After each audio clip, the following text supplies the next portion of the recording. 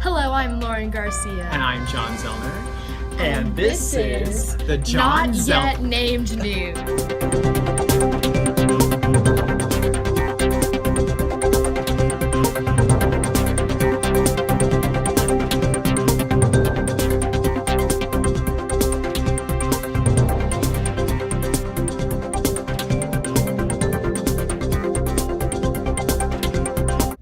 The tensions between the United States and Cuba is finally coming to an end. President Obama and Cuban leader Fidel Castro started talking about lessening U.S. restrictions on Cuba and started negotiations of peace this December. And already we are starting to see a change. This is a goal that President Obama has been advocating for since he announced his candidacy in 2007. Cuba has made this difficult, but slow and steady wins the race. Starting in January, after a lengthy and trying discussion, the U.S. started to rebuild its diplomatic ties with Cuba. It started with the U.S. lessening the ban on Cuban trade and immigration and allowing Americans to send their Cuban relatives money. So, John, why did the U.S. shut out Cuba in the first place? I'm glad you asked. It all started in 1945 with the end of World War II and the beginning of the Cold War. The world was divided between communist rule and democracy. Cuba was aligned with the U.S. as per the end of the Spanish-American War, but when Fidel Castro took over, he decided that it would be best to be a communist country. The U.S. then used the CIA to lead an invasion against Castro, hoping the civilians would join in and rise up, once again making the Cubans aligned with the U.S. But unfortunately, this did not happen, and the U.S. was sent packing. We then, through totally legal ways, we discovered that those communist Cubans were creating nuclear launch pads and weapons that were aimed at the U.S. When JFK found out, it was easy to say he wasn't too pleased and the world was just minutes from an all-out nuclear war.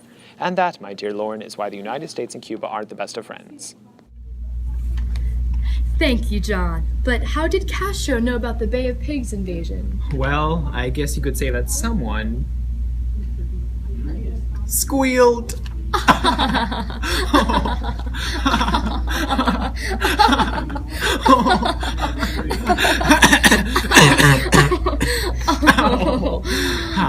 Yes. Now, it is time for the super interesting geography lesson over Cuba with the overly enthusiastic, underly talented intern, Tammy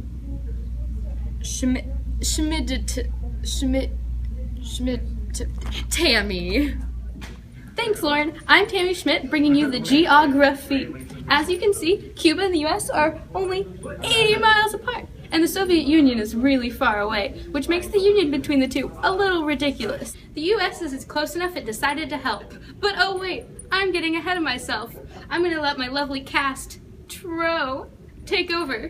Back to you and the lovely Lauren. I'm Tammy Schmidt. Oh wait, and Jim.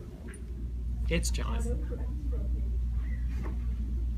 Oh, Tammy, don't forget important, talented, and relevant.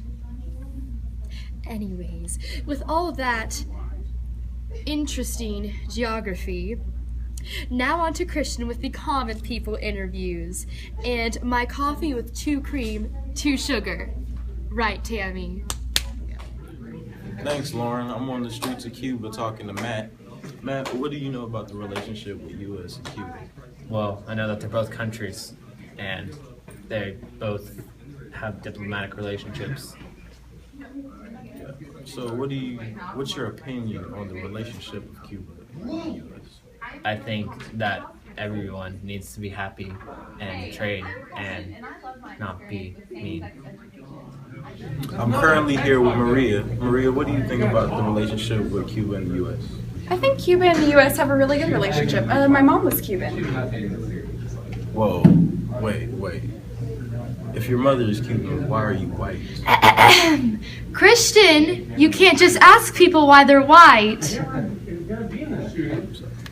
Thanks, Christian. So with all this past stuff, you're probably wondering why this is all relevant. Lauren, why is it all relevant? Well, since Obama became president, he has tried to reestablish ties with Cuba by lessening tariffs, immigration, and trade. The people of Cuba still have cars from the 50s because of the trading laws the U.S. and its allies imposed. Slowly but surely, President Obama has tried to lessen the restrictions but made no real change.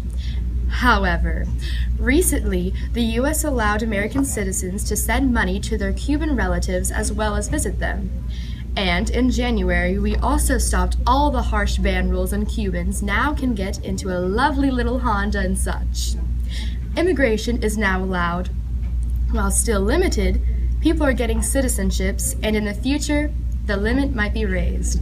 These developments mark a new moment in the world's history, changing something like this that has been around for almost 50 years. Wow. Thanks, Lauren. That was interesting. No problem.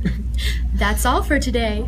Make sure to watch next week because we have a special news segment called How Dangerous Can It Be? Where Tammy tries things suggested by our viewers that might be considered slightly dangerous. I'm Lauren Garcia. And I'm John Silver. And this is Not Yet Named News, where we are better than family.